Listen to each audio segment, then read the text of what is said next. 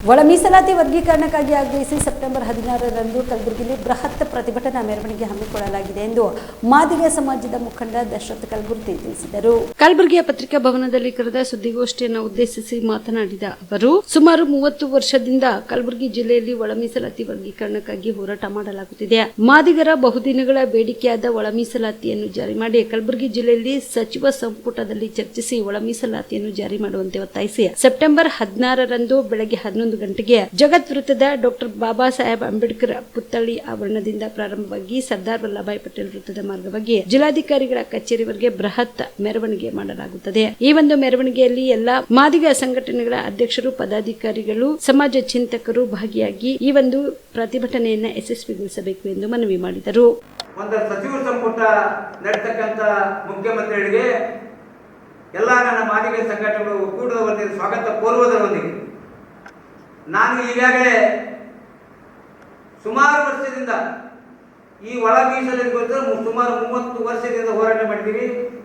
ಆ ಹೋರಾಟಕ್ಕೆ ಎಲ್ಲ ಸರ್ಕಾರಗಳು ಖರ್ಚು ವೆಚ್ಚ ಮಾಡಿ ಸುಮಾರು 8 ಕೋಟಿ ರೂಪಾಯಿ ಖರ್ಚು ಮಾಡ್ತಕ್ಕಂಥದ್ದು ಇಡೀ ರಾಜ್ಯದ ಎಲ್ಲ ಸರ್ಕಾರಕ್ಕೂ ಗೊತ್ತು. ಮತ್ತು ಈಗಾಗಲೇ ಇಲ್ಲಿವರೆಗೂ ಎಲ್ಲ ಸರ್ಕಾರಗಳು ಈ ಒಳ ಮೀಸಲಾತಿಗೋಸ್ಕರ ಒಂದು ಕಾನೂನು ಅಡೆತಡೆ ಅಂತಕ್ಕಂಥ ಮಾತನ್ನು ಹೇಳಿ ಜಾರ್ತಾ ಇದ್ರು. ಆದರೆ ಸರ್ವೋಚ್ಚ ನ್ಯಾಯಾಲಯ ಒಂದು ಒಳ್ಳೆ ತೀರ್ಪು ನೀಡಿದೆ. ಆ ತೀರ್ಪಿನಲ್ಲಿ ಯಾವ ರಾಜ್ಯ ಸರ್ಕಾರಕ್ಕೆ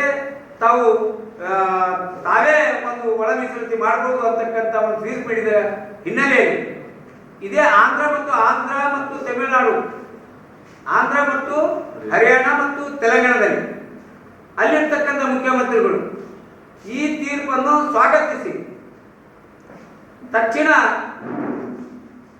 ಸಚಿವ ಸಂಪುಟ ಕರೆದು ಅಲ್ಲಿ ಒಳ್ಳೆ ತೀರ್ಮಾನವನ್ನು ತೆಗೆದುಕೊಂಡು ಕೆಲವೇ ದಿನದಲ್ಲಿ ನಮ್ಮ ಒಳ ಮೀಸಲಾತಿ ಜಾರಿ ಮಾಡ್ತೀವಿ ಅಂತಕ್ಕಂಥ ಹೇಳಿಕೆಯನ್ನು ನಾವು ಸ್ವಾಗತಿಸ್ತೀವಿ. ಮತ್ತು ಅದೇ ತರ ಕರ್ನಾಟಕದ ಮುಖ್ಯಮಂತ್ರಿಗಳು, ಅದು ಮೇಲಾಗಿ ಹಿಂದುಳಿದ ವರ್ಗದ ಮುಖ್ಯಮಂತ್ರಿಗಳು ಮತ್ತು ಅದಕ್ಕಿಂತ ಹೆಚ್ಚಾಗಿ ಹಲವಾರು ವಿರೋಧ ಪಕ್ಷದ ನಾಯಕರಿದ್ದಾಗ ಚಿತ್ರದುರ್ಗದಲ್ಲಿ ಮಾದಿಗರನ್ನು ಹುರಿದುಂಬಿಸಿ ನಾವು ನಿಮ್ಮ ಜೊತೆಯಲ್ಲಿದ್ದೀವಿ, ನಾವು ನಿಮ್ಮ ಜೊತೆಯಲ್ಲಿದ್ದು ಈ ಸದಾಶಿವ ಆಯೋಗದ ವರದಿ ಜಾರಿ ಮಾಡ್ತೀನಿ ಅಂತಕ್ಕಂಥ ಹೇಳ್ತಕ್ಕಂಥ ಮುಖ್ಯಮಂತ್ರಿಗಳು. ಮತ್ತು ಮೊನ್ನೆ 2023ರ ಚುನಾವಣೆಯಲ್ಲಿ ಸುಮಾರು 5 ಗ್ಯಾರಂಟಿಗಳೊಂದಿಗೆ ಈ ಒಳ ಮೀಸಲಾತಿ ಗ್ಯಾರಂಟಿ ಕೂಡ ಅವರ ಪ್ರಣಾಳಿಕೆಯಲ್ಲಿ ಒಂದು ಬರೆದು ಈಗಾಗಲೇ 5 ಗ್ಯಾರಂಟಿಗಳು ಏನು ಅನುಷ್ಠಾನಗೊಳಿಸಿ ಮಾತಿಗೆ ತಕ್ಕಂತೆ ನೀಡ್ತಕ್ಕಂಥ ಮುಖ್ಯಮಂತ್ರಿ ಯಾರಾದರೂ ಇದ್ರೆ ಸಿದ್ದರಾಮಯ್ಯ ಅಂತಕ್ಕಂಥ ಹೇಳ್ತಕ್ಕಂಥ ಮುಖ್ಯಮಂತ್ರಿಗಳು ಈ ಮಾದಿಗರ ಸಮಸ್ಯೆ ಆದಂತ ಒಳ ಮೀಸಲಾತಿ ಬಗ್ಗೆ ಯಾಕೆ ಕಾಳಜಿ ವಹಿಸ್ತಾ ಇಲ್ಲ ಅಂತಕ್ಕಂಥದ್ದು ಮಾದಿಗರ ಪ್ರಶ್ನೆ ಆಗಿದೆ. ಆದ್ದರಿಂದ ಕಲಬುರಗಿ ಜಿಲ್ಲೆಯಲ್ಲಿ ಒಳ ಮೀಸಲಾತಿ ಹೋರಾಟ ಪ್ರಾರಂಭವಾಗಿದ್ದು ಅದೇ ಕಲಬುರಗಿ ಜಿಲ್ಲಾ ಸಚಿವ ಬಿಪಿಎಲ್ ರೇಷನ್ ಕಾರ್ಡ್ ಹಾಗೂ ಆಯುಷ್ಮಾನ್ ಕಾರ್ಡ್ ಫಲಾನುಭವಿಗಳಿಗೆ ಸುಜಿನಿ ಆಸ್ಪತ್ರೆಯಲ್ಲಿ ಉಚಿತ ಚಿಕಿತ್ಸೆ. ಕಲಬುರಗಿಯಲ್ಲಿ ಸ್ತ್ರೀ ರೋಗ ಹಾಗೂ ಮಕ್ಕಳ ಚಿಕಿತ್ಸೆಗಾಗಿಯೇ ಪ್ರತ್ಯೇಕ ಆಸ್ಪತ್ರೆ ಪ್ರಾರಂಭ. ಸುಜಿನಿ ಕಲ್ಯಾಣ ಕರ್ನಾಟಕ ಭಾಗದ ಅತ್ಯಾಧುನಿಕ ತಾಯಿ ಮತ್ತು ಶಿಶುವಿನ ಆರೈಕೆಯ ಆಸ್ಪತ್ರೆ.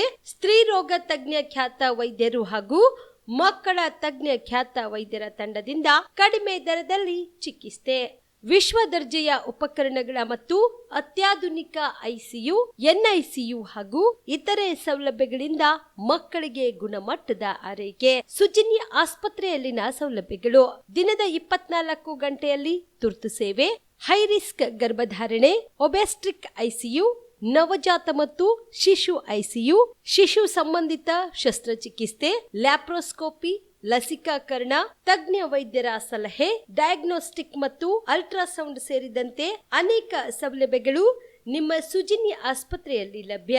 ಹೆಚ್ಚಿನ ಮಾಹಿತಿಗಾಗಿ ಸಂಪರ್ಕಿಸಿ ಸುಜಿನಿ ಆಸ್ಪತ್ರೆ, ಬಿಗ್ ಬಜಾರ್ ಎದುರುಗಡೆಗೆ, ಕಲಬುರಗಿ. ದೂರವಾಣಿ ಸಂಖ್ಯೆ 08472727227 ಅಥವಾ ಮೊಬೈಲ್ ನಂಬರ್ 9900427814.